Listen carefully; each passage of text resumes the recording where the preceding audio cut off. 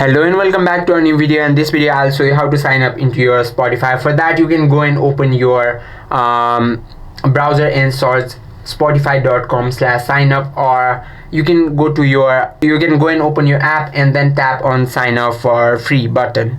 Now you have to enter your email address, or you can simply continue with your Google and App Store. Just select your Google because it is a lot easier than any of these, and select your Google account and tap on continue button, and then it will ask you to give them access about your name, profile picture and email address. And after reading all that, tap on continue button, and now you have to enter your date of birth, and then tap on next button. You need to enter your gender, and now you have to enter your name, and you have to give them tick and create account button, and they will ask you to send you notification. Tap on allow button if you want from them, and now you have to select your and now you have to choose 3 or more artists that you like, and you can also search any artist from here, and then tap on done button after you select your favorite artist, and then tap on not now or start listening button,